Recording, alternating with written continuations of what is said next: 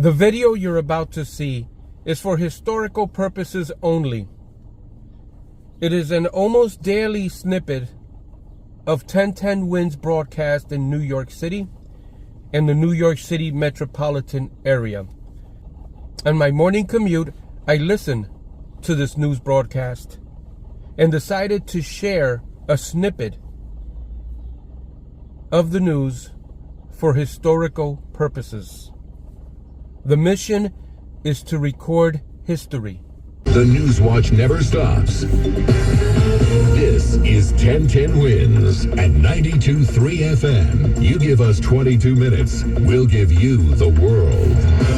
Good morning, 62 degrees. It is 9:40 on this Wednesday, June 7th. I'm Susan Richard, and here's what's happening. Folks breaking out the N95 masks again. This time it's due to the air quality alert from the Canadian wildfires. Yellow cabbies getting ready to protest this morning against congestion pricing. Another 3 Republicans jump into the 2024 primary contest. Pope Francis to undergo another round of intestinal surgery. And the Tribeca Festival kicks off tonight.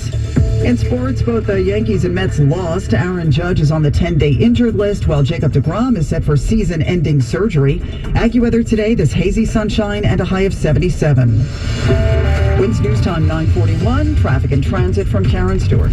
Where are we jammed? Well, we're jammed in a couple of places, like on the westbound Grand Central Parkway from Northern Boulevard out into the BQE, and merging traffic with the eastbound BQE is not really easy. But then from there up into the RFK Triborough and over the span, we're in good shape. The northbound Clearview Expressway is starting to build, getting to the Bronx-bound Throgs Neck Bridge, but the Whitestone Expressway is jammed from back at Northern Boulevard on the northbound approach to the Bronx-bound Whitestone Bridge. The inbound Queens Midtown Tunnel still very slow from back at 58th Street in Maspeth, and the inbound Gowanus BQE eastbound combination is tied up very heavily from 39th Street up into Atlantic Avenue and the Van Wyck. Northbound is jammed into Atlantic Avenue with the eternal construction that goes on there. Here's what you need to know about the bridges and tunnels over at the Hudson River. The inbound GW Bridge is 70 minutes for the upper, 50 for the lower.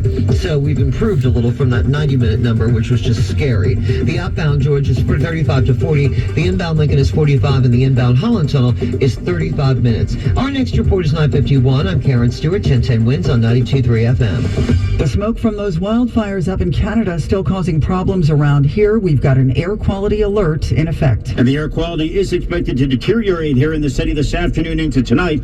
In fact, while public schools are open, all outdoor school activities have been canceled. Children and the elderly encouraged to mask up using N95s from the pandemic era.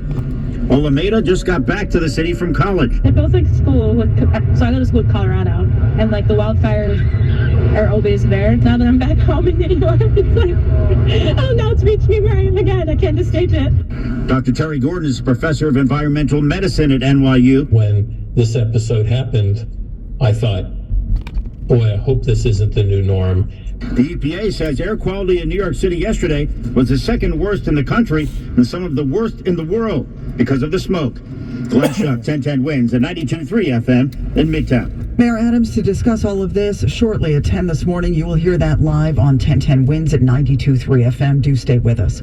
We've also got an elevated risk of local wildfires, especially in New Jersey. Garden State Chief Fire Warden Greg McLaughlin. Spring is fire season in New Jersey, and if some of the elements of the weather come together, low humidity and wind, that's enough to have a significant fire start and fire spread. Red flag warnings bring in all the parameters of weather: wind, temperature, humidity. Well, some better news about the blaze in Jackson Township. The New Jersey Forest Service says it's now 70% contained, with 15 structures threatened. That's actually down from 30 homes overnight.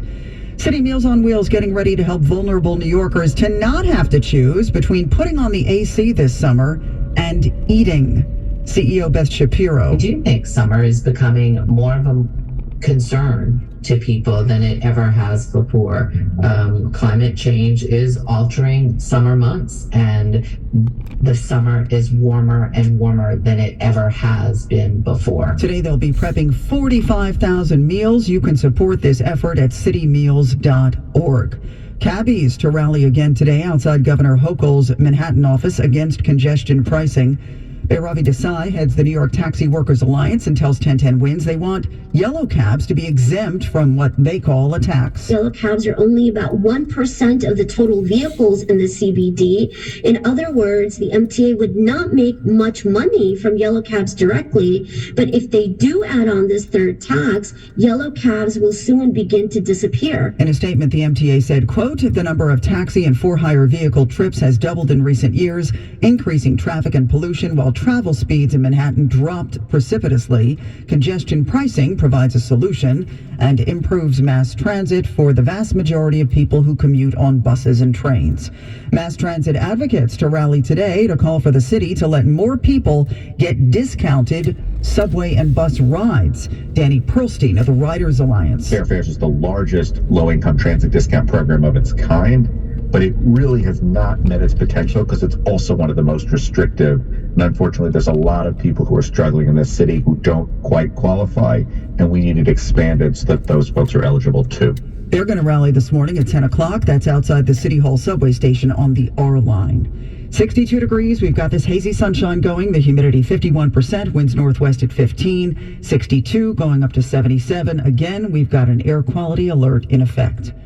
Winds news time at 9:46. The Pope's in the hospital, and 2024 is now getting crowded. We'll have those stories next on 1010 Winds at 92.3 FM.